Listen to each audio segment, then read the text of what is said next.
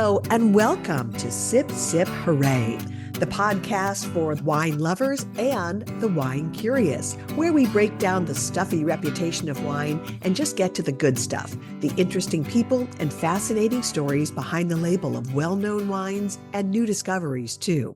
On today's podcast, what do a 1946 Western, a fight for independence in the Balkans, a celebrity engagement, a Fulbright scholarship, and Baskin-Robbins ice cream have in common?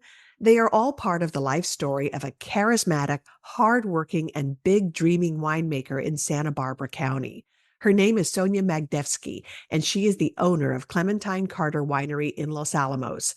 Sonja grew up in Detroit, but has deep family ties to what is now North Macedonia, where she spent part of most every summer. We're delighted to have Sonja on the podcast today to help connect the fascinating dots of her story and to tell us about Clementine Carter wines. We are the two Marys who like to eat, drink, and be merry. I'm Mary Babbitt. I'm Mary Orlin. When Sonja was working in an LA flower shop, a chance encounter led to a life in wine. Yet it seems like destiny, given her family's roots in northern Macedonia that included a vineyard. Now, Sonja is the OG of the Los Alamos wine community. This once sleepy biker haven is now home to several wine tasting rooms, a beer hall, Sonja's own, boutique hotels, and a Michelin-starred restaurant.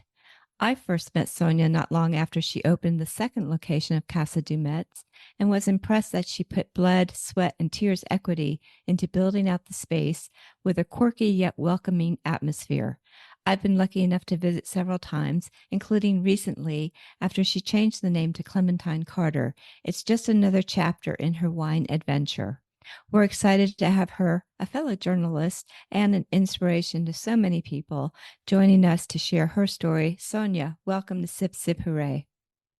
Wow, that was so beautiful. Oh, thank you. And so thoughtful. I'm so honored to be here. Thank you so much. That was really, really lovely. I was like, wow. Well, good. Yeah. We are excited That's to a get compliment to talk with you. coming from a fellow writer. Yeah, exactly. We'll take it. Thank you, Sonja.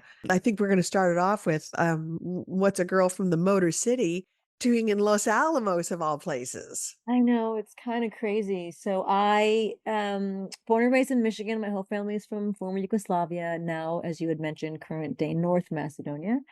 And I had been on a very different trajectory growing up. You know, every summer we would go back to Yugoslavia and visit with family. And I was sort of, brought up in this very unique environment where we would, spend a majority of the summer with family in, this quote unquote kind of communist country, even though it was sort of soft communism. And then we would come back to the States, this very dynamic environment outside of Detroit, where it was very diverse and very unique. And so I had these very interesting experiences. And one of the things I kept thinking was, why can't we get along? There was kind of this sort of, and it's much less today, thankfully, after a long time, but there was this sort of, ethnic conflict in the Balkans and then particularly in Macedonia. And so I kept thinking, why can't we all be friends? We're all, in Michigan, we're all friends. So that was a question that always stuck with me. And so as I would go back and visit with family and talk with family, no one ever had an answer. They just kept saying, well, that's just the way it is. And I thought, well, that's doesn't make sense. We all have agency. We can make a difference. And so as I went to college, I decided to focus on political science. And so I went to University of Michigan. I studied political science and I was on that track. I was, all in. I loved it. Internships in DC and all kinds of things. And one of the things, I mean, this will come around, as we'll get to later, but one of the things that I in high school, I loved writing and I was on the newspaper and I thought, now that I've done political science, I'm going to go to grad school and do journalism.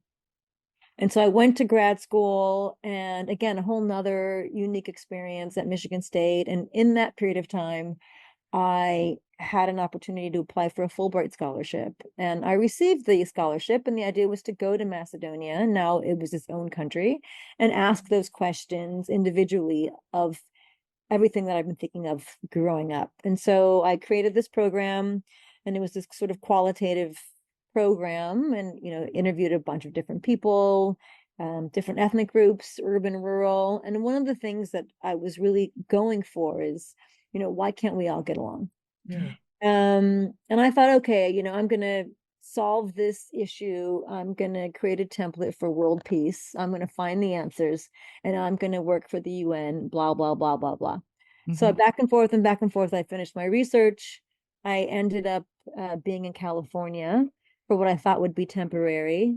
And then you move to California and you think, this is pretty extraordinary. Right. Where am I going? And so, in that period of time, there's a lot of other things kind of involved in that. In graduate school, I got to work for an agricultural magazine. That was really transformative. I mean, to understand science, to work with scientists, to translate science, for people to better understand, what's happening. Everything was just kind of falling into this idea of, wanting to write and being closer to sort of agriculture. And so I moved to California. I thought it'd be temporary. Finished my thesis, and I was applying for jobs in Eastern Europe with different NGOs. And then, again, that idea of like, where are you going that you can't accomplish, right here in front of you? And I didn't quite understand. I was now sort of at a crossroads. I had tried to figure out, well, I really love it here, and also what's happening over there, and how can I really kind of make a difference? And so, by some strange stroke of luck, I helped plant a small half-acre of Pinot Noir in Malibu. I was working at a flower shop, writing and kind of making ends meet, trying to figure it out. And that was it. I mean, it was sort of, I approached all of this right from the dirt, as we say. At that time, as you had said, celebrity engagement. I was living in Malibu and working at this flower shop called Cosentino's, and Emilio Estevez walked in, and we started chatting, and he said, I'm planting a vineyard. And he thought, oh, well, I said, oh, well, you do need help, because to me, the idea was, we had these vineyards in Macedonia that my dad would always kind of, show me. They hadn't been farmed in decades, but there were still vines growing out of the ground. And so my dad and I had in the back of our minds, one day we'll come back, we'll do sort of a, agro-tourism, bring, jobs back to this rural area. Anyway, all of this is much more complicated than you can initially sort of dream of. Sure. But, I thought, well, let's start somewhere. And so I thought, well, you're planting a vineyard. I can learn how to plant a vineyard. And Emilio thought, well, and I thought, well, he's planting a vineyard. He has all the answers. And Right. he thought, well, you work in a flower shop and a garden center. You know all about plants. We really didn't know each other very well. And so I thought, do you need any help? And he said, yes, I need help. How about Monday? And Monday was my day off. And I said, great. And so 9 a.m. I show up, and the two of us are digging holes and planting 800 vines later. Oh Oh my my gosh. gosh. And so you 2 full days of 16 Mhm. hours, you sort of have you talk about a lot of things in that, just the two of you. And it was really this really lovely friendship that formed. And I had never done anything like that before. And so that was very dynamic on the one end. And the other beautiful thing about that experience is, not only did we suddenly, start tending these vines, there was a really small burgeoning wine garagist community in Malibu. Bunch of people had come from different areas, and they kind of moved to Malibu, and they had different involvement in wine in different regions. And so we just sort of all gravitated towards each other. So we would, tend these vines, and then we would sort of, all come up to Santa Ynez and together source a couple of tons of Syrah or whatever it was, and then Mhm. drive it back. And it was this absolute garagist excitement, That is fun, right? Yeah. from the ground up. And there wasn't any expectation of, oh, this is going to be 100 points, or this is going to be X, or I'm going to sell any of, like, none of that came into mind. It was all about community. It was all about joy. We were all together. It was camaraderie. We were sharing resources. And that initial, installation and infusion of feeling and experience is what I carry with me into the wine industry today. I mean, none of this is in a vacuum, and so we all need each other to explore. And Sure. so that's how Los Alamos ended up uniquely. um there was a gentleman that was just also starting to make wine in the area.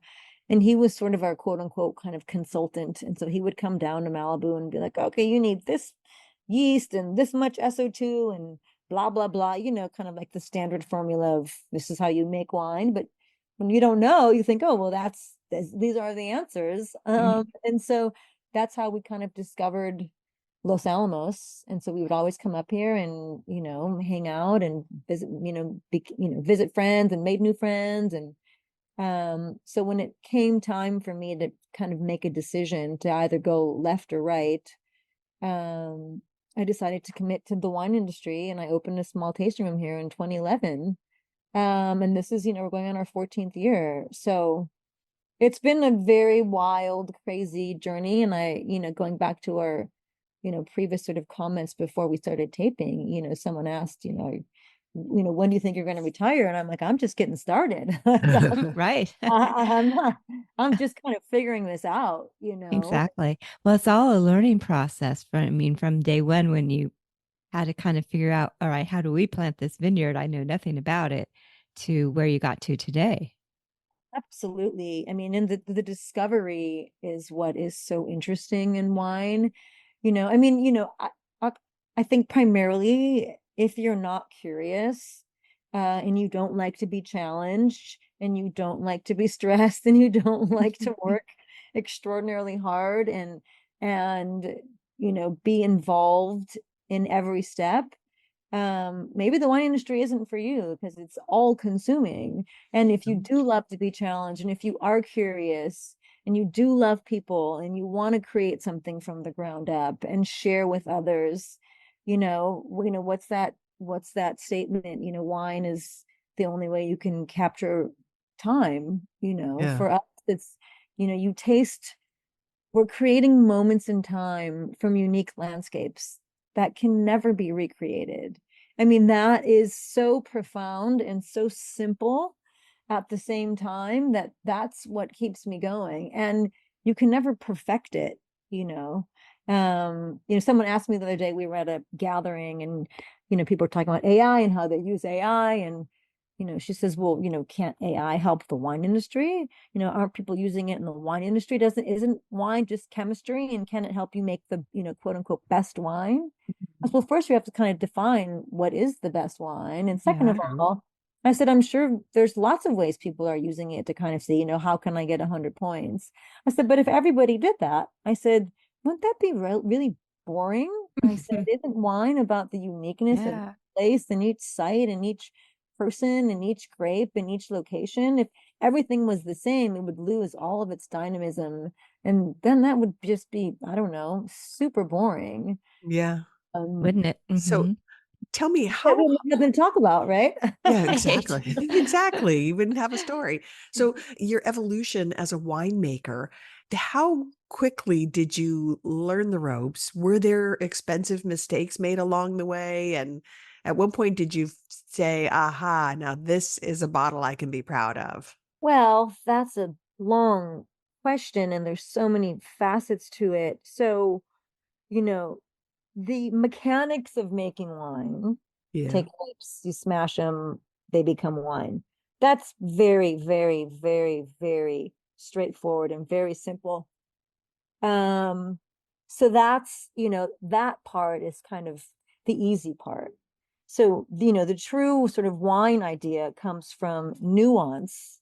And so how do you create nuance? How do you find nuance? And how do you find your voice and create your voice and share your voice? If wine is so unique and it's so complex and it's so hard, not so much the making, but sort of the story and the sharing and the telling and the marketing and the selling of wine, that to me, I think if you don't have a point of view, if you don't have an understanding of why you're doing what you're doing, it makes this 10 times harder. And so I think I think the learning to make wine, is not so much A plus B equals C as it is understanding the nuance of the process and understanding why you do what you do and where you want to go with it. And that, thankfully, I think is a lifelong experience, because even though you work with the same vineyards and the same people, the vintage is always different. Everything is always completely 100% brand new, even when it's always the same. And so for me, it's really, again, going back to the idea that it's really from the ground up. And so, the one situation for us is that, we don't have our own vineyards, which is great because you get to be flexible. And also, as I've mentioned always before, like you're also expendable, and so for me, it's really about, finding really wonderful vineyard partners, one where I appreciate what they do, I honor what they do, and that we can have a conversation. Because everyone has to win, and everyone has to know sort of what the challenges are. Also going back to like, what's the true cost of what we're doing. So all of these things really require everyone to be ultra sensitive. So for me, it's really, been over the course of these 20 years of, finding great vineyard partners and finding sites and locations that really, really speak to me. And that over the course of this time is really kind of gravitated towards the Santa Rita Hills for me. And so, and understanding what these Rhone varieties do in the Santa Rita Hills and finding partners to sort of also want to kind of explore that. And so, and then finding the nuance and figuring out, well, what's your program? What do you want to say? What do you appreciate? And I think that takes a longer bit of time. And I really feel that after, 2024 was my sort of 20th year in the wine industry. And so quote unquote, making wine. And really only in the last probably 6 or 7, maybe like 2015, 2016, did I really sort of feel as if I was finding my footing in terms of the nuance, making solid wines and making a delicious product. Like that's always been the goal, and there always has to be pleasure there, but really kind of understanding where the future is for me and what I want to say. That's kind of been, and then it's just been just a constant discovery, of working with places. And again, the beautiful thing is, once you do find these vineyard partners, is, now we get to create our own sort of mini estate. And so we understand what these sites, how they behave, what they do, what they look like in drought years, in wet years, in, all kinds of things. And so that's what's really valuable for me. And so doing that has been really, really important. So that's where we are now. And do I have all of the answers? Absolutely not. Sure. But we keep looking for them, Yeah. You've said, you really have been taken with Grenache as a variety. And I think I read that you said you've made Grenache from just about every vineyard in the San Ynez Valley. What is it about Grenache that captures your heart? Gosh, it's such a wild, untamable, unique variety that behaves in such different ways and grows in such diverse regions. And I think that it's time to really give Grenache a priority. We think of Grenache growing in sort of warm climates, and it does beautifully there, obviously, and so many circumstances of that. And for me, it's been this idea of understanding the nuance of this cool climate character to it. So the first time I worked with Grenache, I guess the love affair started because I didn't know anything about it. It was 2010, and a dear friend, Mike Seguin from Cayenne Wines, he makes a lot of Grenache and really beautiful Grenache. And he, in this vintage, called me up and said, "Hey, I have about 1.5 tons extra of Grenache that I don't need. Are you interested?" And before that, maybe I had, I don't know, one or two bottles of Grenache in my life. I knew nothing about it. And I thought, sure, why not? And up until that point, I was doing Syrah, Pinot Noir, Viognier, and Gewürztraminer. Mhm. And I thought, yeah, why not? Let's add this to the program. And so, the fruit came in, and I had sort of done like I said, like the standard practice of this is what you do, and you bring this in and you do this and blah, blah, blah. I was treating Grenache like I had done with the Syrah. And come to find out that it didn't behave anything the way that I had expected it. One, I didn't know anything about it, but then I realized, oh, not all grapes are the same.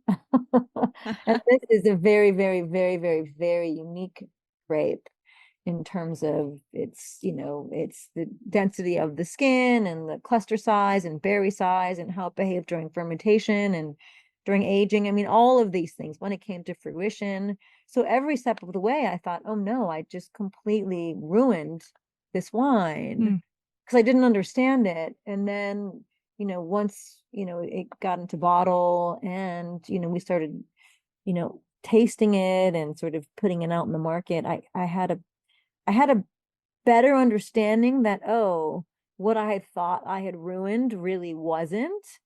Just because it doesn't behave the way you want it to behave Uh-huh. doesn't mean that you can control it. And so, and wine has its own ability to sort of live and do its thing. And it's just this really unique, it doesn't do everything you want it to do. And then I was like, our goal isn't to control this. Our goal is to understand, well, what is this grape in each site and how do we better understand it to let it kind of say its thing. And so Yeah. at that point I thought, okay, I don't understand anything about this grape. I need to understand because it's just such a dynamic challenge. And so, there's not that much Grenache planted in Santa Barbara County. And so there's, a handful of vineyards. And so you work with one, you're like, okay, that's cool. Maybe it's really not for me. And then you work with another one. And, again, that's the beauty of, everyone, having a different point of view is what might not be my point of view is someone else's point of view, and they do it beautifully. And so, kind of going around the county, once Grenache was planted in the Santa Rita Hills, and the first time that I worked with Grenache in Santa Rita Hills was 2014. I thought, oh, I've found the space that makes sense to me. And so there was just something about the texture and the flavor and the cooler climate area and just something about it. I can't, and I still can't pinpoint what it is. I thought, oh, how do I get more of this? The idea is Mhm. like, how do you do more of what you love? How do I get more of this? Hmm. And so thankfully other vineyards slowly, started planting some more Grenache. Again, I mean, Grenache is definitely not going to be taking over Santa Rita Hills anytime soon. Um, but for me, I really kind of discovered, oh, this area speaks to me, and this is where I want to spend my time. And so that's again going back to that discovery of what is the nuance and how do you find what it is that you're looking for when you don't even know what it is and you've never experienced it. It's kind of like, oh, how do you know you want to be a pilot if you've never seen a pilot, Right, right, So now when you're exposed to it, you just sort of say, oh, I get it now. right. And it reveals itself. So, Yeah, that's why Grenache. I mean, I joke that I make a lot of Grenache, but I still really don't know what it tastes like, because it's about understanding, well, what is it from here, and it's what's the uniqueness of it, and how do we exemplify that uniqueness? well, you make some beautiful wines. You sent us a Mourvedre and a Roussanne, and both Oh, were oh, just really great. thank And you. and those aren't your, every day at Safeway wines, right? I wish they were, but they're not. But I mean those varietals, Yeah, Yeah. of course, of course. No, I mean, that's again, you understand, what speaks to you. And I love Chardonnay, I love Pinot Noir, I love Syrah. Um, but the first time, let's just take Roussanne. The first time I had Roussanne was gosh, and at that time just as years ago, and I don't even remember. It was when I had it, it was a 10-year-old Rousson from Bob Lindquist, Oh, okay. that time coupe, and Mm-hmm. now, Lindquist family. And I just remember being so stunned at the beauty of this wine. I thought, what is this grape? This is so unique. And there's hardly any Rousson planted. And so like finding a Rousson and trying to work with it and figure out what you want to do with it. Again, it's the beauty is one, I guess it's a couple things, being a self-funded sole proprietor, when you asked about mistakes, I get to take risks because I'm the one responsible for it. Right. And so I get to sort of say, I'm going to try this out.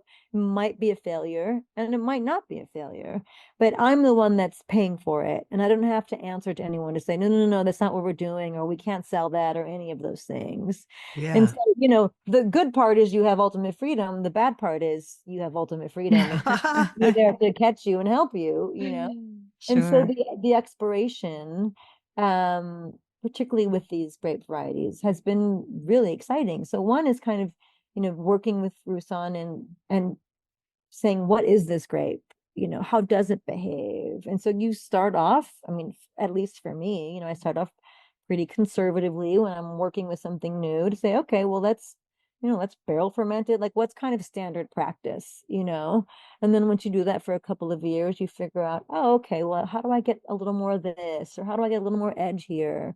And so over course of time, now we ferment half of the Rousson in concrete egg and the other half in stainless steel, and Mm, sort of blend it together. So it's just that understanding of, well, what do you want to achieve with this, and what do you want to say? And so Rousson's been extraordinarily exciting. And then Mourvedre is, now the bottle that I've sent you was all Santa Rita Hills Mourvedre, which is first of right. its kind. And so Oh, is it? That's exciting. yeah. And so going back to that idea of, finally discovering, oh, Grenache works really well here. I just was always looking for one, I guess, to make it a priority, an area that, and a farmer that really wants to say, okay, this is important to us. Let's focus on this. And so we have found two great partners in that. One, Robert Ray Ranch in the Santa Rita Hills, and also Christian Wise, also in the Santa Rita Hills. And so they both planted, each 2 acres of Mourvedre that we work with. And so most people say, that's crazy. Why would you plant Mourvedre in climate Santa Rita Hills on a north-facing slope? And then I say, well, you don't know the site. You don't know what it can do. And so, just kind of saying, we're not done learning. We're not done exploring. Yeah. We're not done discovering what can be. And I think that's what keeps it so exciting. So, when we're working again, and Mourvedre is definitely not going to be taking over Santa Rita Hills anytime soon, but in our little corners, like that's the priority. And so that's what we want to do. We just want to have a different, unique point of view to say, this area can do Pinot and Chard beautifully, and Syrah gorgeously, and it can also do Grenache and Mourvedre with just great electricity and vibrancy to it. And Yeah. that's all these days. Good Well, for you. it's great that you're in an area where people are open to experimenting and trying new things. And I think one thing I've always been impressed with is that there's a very strong community of women in wine in San Ynez Valley. There are so many more winemakers and owners compared to most other regions in California. And can you talk about that community and camaraderie? Yeah, I mean, it's fabulous. There's a wonderful, Women in Wine Facebook group, and there's a women winemakers event in March, and that's been an annual event for, gosh, 5, 6 years now. No more. I think the first one was here in 2015. Yeah, so Mm. we're going on 10 years. Oh, wow. Started by Karen Steinwalks. And it's just kind of grown from there. And I think it's just a beautiful way to get the word out about the dynamic nature of this area, how open it is, and how welcoming it is. And there's a lot of really wonderful women on both the viticulture and vineyard and winemaking side that is just that they're totally dedicated and super involved. And it's so amazing to see and work with and just share ideas with. It's great. I mean, going back to, if you never see a pilot, you don't know that you can be a pilot. And so, Yep.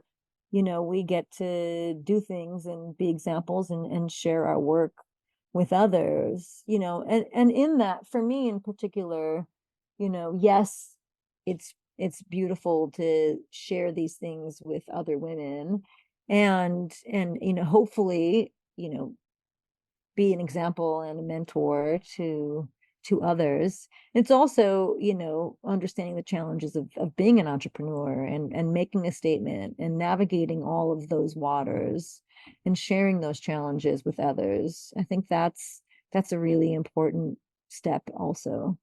And Yeah. again, going back to the openness of Santa Barbara, I mean, I always say, like, I wouldn't be here if it wasn't for the incredible people, and primarily, the men who were here and the pioneers who you can still call. And I was just texting with Brian Babcock last night about a wine that I had that he had made. And I mean, everything, Mm. it's just everyone is so open. And I said, like, if you've been in this industry long enough, like, you don't have an ego. You've seen it all, you've done it all, you've Yeah. all the highs and all the lows.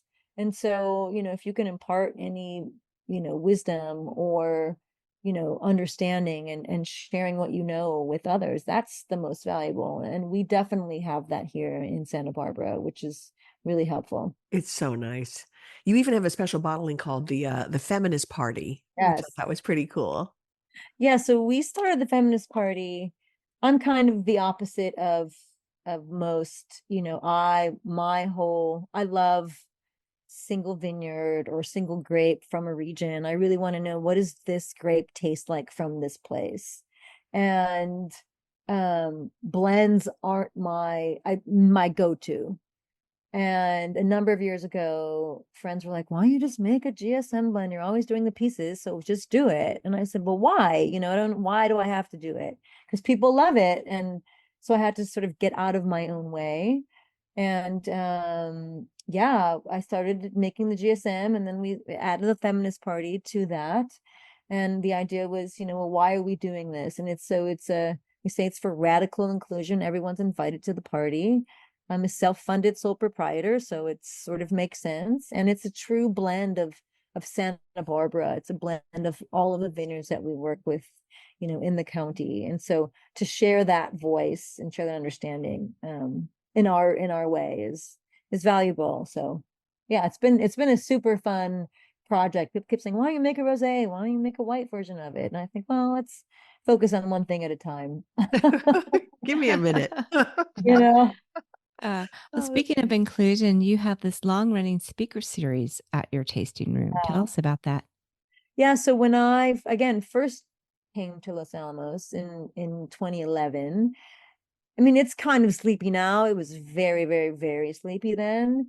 And I thought, here I am every day, all day at my tasting room. How do I invite people? I thought, well, let's do a speaker series, because people would come, home from work. I was open till 8 o'clock at night. I thought, I'm not going to be closing at 4 like other wineries did. People are just coming home, and I have to pay the rent, and I have nowhere else to be. So I'm going to be here. And so how do I do this? And so I thought, well, let me invite people to come and engage in a conversation and learn something. And there was no and there still is no requirement. You don't have to come and get a glass of wine. You can just come and sit and talk. The whole goal has been to sort of have an open forum for conversation and community. And so our first one was bonsai. We had a wine club member who is a bonsai grower in Napomo. He and his father had an in-ground bonsai nursery. And so his dad came, so I was 80 at the time, and then, dug up a plant and put it on sort of those cake stands, kind of shaped the plant as the son was talking about bonsai, and the son was charming and funny. And suddenly, we had a group of 30 people in this tiny tasting room drinking wine and learning about bonsai. And I thought, this is incredible.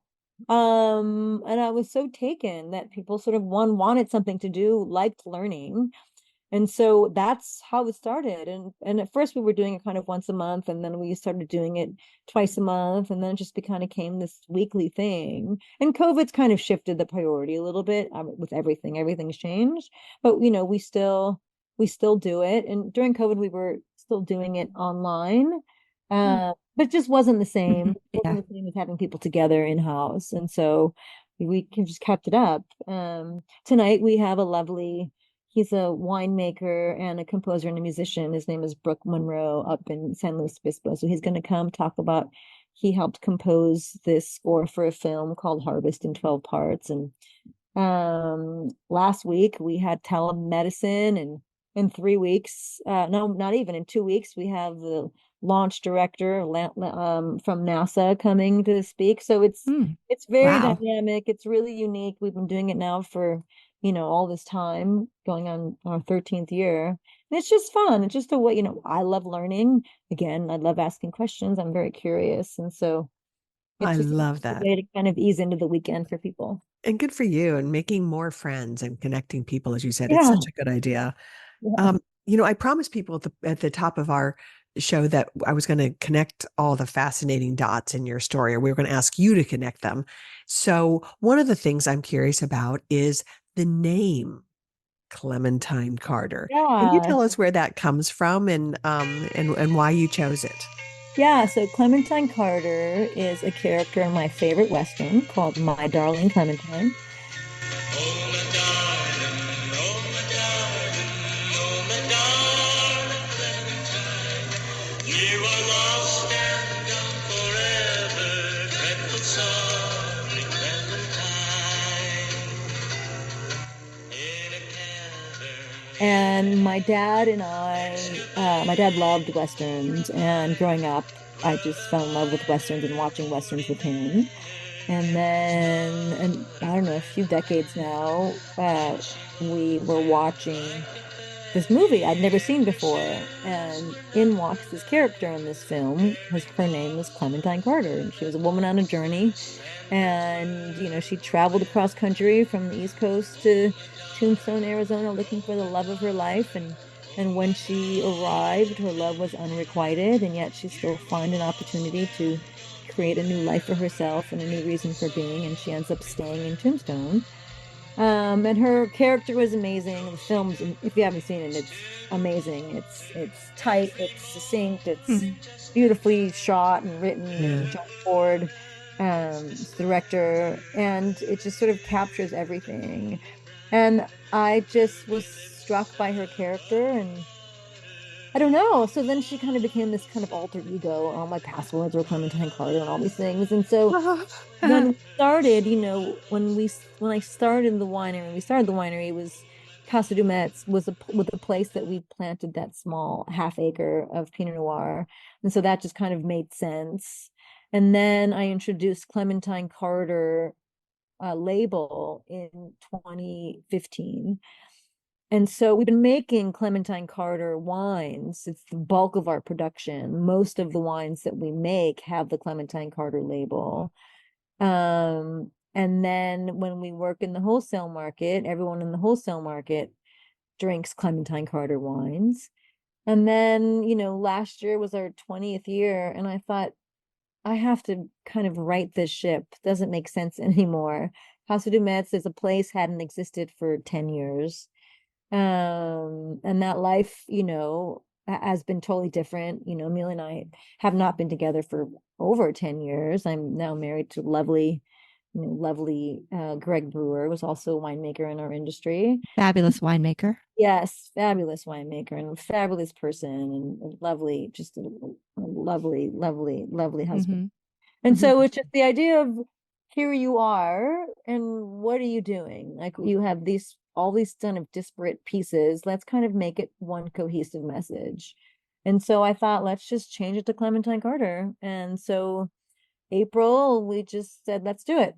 And our 20th anniversary was Wine Club, and we painted the name and changed changed the sign and changed the business structure. And that was sort of it. And we tried to keep things as similar as possible. Like, everything's identical except that name and the colors and everything else in the wines, like nothing's changed.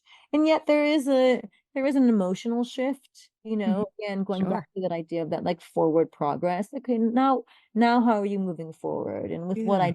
identity, who Mhm. are you today? And Right. so I'm very happy with the change. I love it. And it's part of that whole Los Alamos kind of Western vibe. So it's Yeah. that Yeah. too. That's true. Okay. So now, okay, we got another dot. Okay. Baskin Robbins ice cream is Yes. part of your history. Can you explain that one? Yeah, growing up, my parents emigrated to the States from Yugoslavia in the late 60s. Entrepreneurs, business owners kind of did a little bit of everything. And then at some point they bought a Baskin Robbins franchise. And at some point we had two of them and we had dry cleaner anyway, but Baskin Robbins was the constant. And so for, 30 years, it was, growing up, we owned this ice cream store. And so I worked there all the time. And I have a couple of weaknesses. One is ice cream. I love it. I still love it. I mean, you can't put a pint in front of me. It'll be gone in a second. Oh, especially mint chocolate chip. Yes, Mm. especially chocolate chip. And so, yeah, and so all the summers from college, weekends in high school.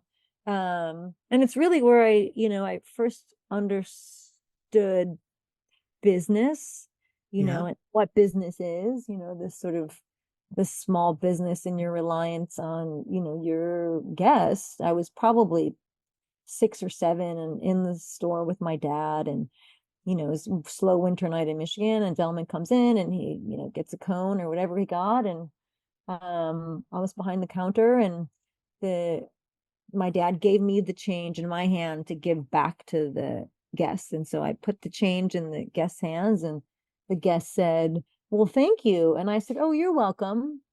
And I remember my dad looked down at me and he said, "No, not you're welcome. Thank you." Oh, nice. Said, Nice. "Oh, thank you." And right then I understood. I thought, "Oh yeah, like thank you for coming in. Thank you for being here. Thank you Mhm. for spending your time and your money with us here." And That's I beautiful. I always share in staff meetings, like anybody who walks in that front door is a miracle. And Mhm. if you don't treat them as such, you've missed an opportunity. People can go anywhere. They have choices to do anything they want, anywhere they want, at any time of day. And so, it's really valuable to value a guest who's taken the chance and the time to like walk in the door and see what you have going on. So That is so So true. true. I love that Mhm. so much. I You do. must have had a killer bicep too, just from digging in those ice cream buckets, right? absolutely. Yes, it was Yeah, Gosh. for good. sure. It was Well, great. I want to talk about your writing. Yeah. Um, I I know you have been working on a project with Edible Santa Barbara about the Santa Barbara County AVAs, but I want to say with when you come into your tasting room and when you buy wine or get a shipment from you, this beautiful newsletter comes along with it. And the current issue, at least it was the fall issue of 2024, the one I have, Mhm. you have this amazing story about a woman named Judy Adams. And I Yeah. was totally captivated by it. I had no idea. I never even thought about the people who drive the trucks and haul the grapes from Yeah. the vineyards to the winery and all the work that involves.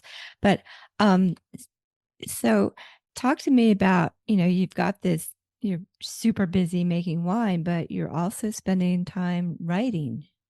Well, as you both know, I mean, it feeds a different side of you, writing Yeah. is not Mm-hmm. easy, it's No. time consuming. And Mm-hmm. if you don't love it, then you don't do it because Yeah. there's no Right. reason to do it. But there's just something about, you know, pen to paper, fingers to keyboard, where you just sort of, I don't know, you just fall into this rhythm and the story, and your mind wanders, and you get to create something that hopefully is cohesive and unique. And so, the number one is, you all know, write what you know.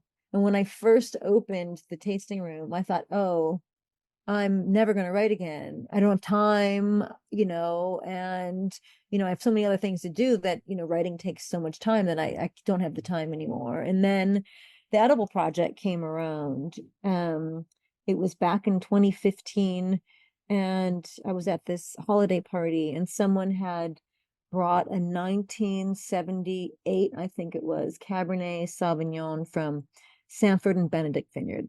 Oh, And wow.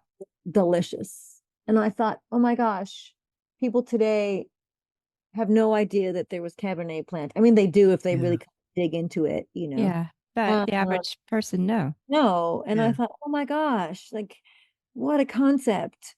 And the wine was beautiful. But today, going back to, why would you plant Mourvedre? Like nobody would plant Cabernet in Santa Rita Hills Yeah. today. And I thought, gosh, of course you can grow Cabernet in Santa Rita Hills today. Our farming is different. Like everything about the system is completely different. I thought, well, what's the history of the AVAs? And so I pitched Edible on the series, and they said yes. So we did them all, going from the oldest to the youngest. And it was great, learning about it, talking to everybody, people who started the AVAs, why they did it, what was involved and what's the uniqueness of each area. And so that was super fun. And that just kind of kept me going back into just kind of that wine or that writing bug. I just fell in love with it again. And so now with our newsletters, I'm like, okay, well, this is how I can keep this going. This is how I can keep the writing and the storytelling and our tasting notes and anywhere that I can, put something special and write. Mhm. Hmm. Again, Well, it's about the nuance and the point of view. And, I don't need someone to write copy for me because then that's not my point of view, So right. It's not that's, going to be AI, right? yeah, I Yeah. know, I know, I know, I know. I have such Oh, Same, heart same. hurts for all of that, I know. It's a whole nother discussion. Yes. Hey, we're almost out of time, but I have to ask, I don't know many people who can say they got a Fulbright scholarship. So congratulations to that. You're in pretty rarefied air in that Fulbright world. So that is really, truly something to be celebrated. And I think it speaks to, your intelligence, your curiosity, and your passion. And I think that's also reflected in the wines you create and the Thank beautiful way you write and just, the many ways in which you are brave and bold like Clementine Carter. you. you know? Well, that's a compliment. Thank Yeah, you. I know. Oh, I think it's pretty cool. And like, gosh, um, it's neat to see that from an immigrant family who worked really hard in Michigan, in Detroit, and really made a life for themselves here in the U.S., but never lost their love of the homeland. And I Right. just think it's very cool. Yeah, agreed. Thank you so much. I mean, that was such a gift, in that period of time to get such a unique perspective on a totally different way of life. So grounding and formative. And it's an absolute gift and I never take it for granted. So yeah, thank you. Yeah. well, we love that you share all of this through your wine, through your stories, through your community. And we're so grateful that you've taken time out of your busy schedule to talk to us today. Oh my gosh. Thank you, Mary and your thoughtful questions. And it was just great. I mean, thank you. I'm We delighted. could talk to you for Love it. more I hours. know. Believe me, there is so I much more feel on the the same. list we didn't I get Oh, to. I know. Maybe we'll So do thank. part 2 next time. Sounds Okay, good, good. good. Yes, yes. Great. Thank you so much. I really appreciate it. Oh, Thank you, Sonia. continued success to you, and thanks again for being part of Sip Sip Hooray. Thank you. Cheers. Cheers. Cheers. Well, Sonja Magdevski is a force of nature. My goodness, what Yes. an interesting woman. And honestly, her wines, she creates some really beautiful wines. And I encourage all of our listeners to seek them out, Clementine Carter wines. But one of the things I wanted to mention with her, but I just forgot to get to it, was the fact that she lists on her website, I want to say like in the neighborhood of at least 75 different local organizations down there in Santa Barbara County and the San Ynez Valley that where they donate either wine, money, time. I mean, Mhm. that she is committed to the community is really impressive in a very big way. Oh, she totally is. And Sonia also started a scholarship fund about 3 years ago. And it's a scholarship for local high school students who plan to go to college. And we next time we have her on, we'll have to get into all of her charitable work. But Sonia is a powerhouse. She is infatigable, and but she creates some of the most delicious wines. I have been a fan for so many years and Yeah. continue to be. Yeah, really great. Yeah. Well, we hope you enjoyed this episode of Sip Sip Hooray podcast. And if you did, we hope you'll take the time to rate, give us a comment. That really helps the system where our podcast gets boosted. So I know it's a silly thing to ask, but it means a lot to us if you would take a moment and comment, share, like it, whatever. Right. You know You the can drill. also you can follow us on social media at Sip Sip Hooray Podcast. We'll have show notes about today's episodes at sipsiphoooraypodcast.com. And we have a Substack. And if you go to Substack, search for Sip Sip Hooray Podcast and you subscribe, which is free, you will always get a notice as soon as the next new episode drops, and you don't want to miss that. Yeah, and of course you can always find us on social too, Sip Sip Hooray Podcast on Instagram and Facebook. So that's going to wrap it up for us today, Mary Orland. Thanks for the time. It was a lot of fun getting to know Sonia. I know, Mary B., we always have a great time with great guests. Yeah. Well, cheers to you and Sip Sip Hooray. Cheers.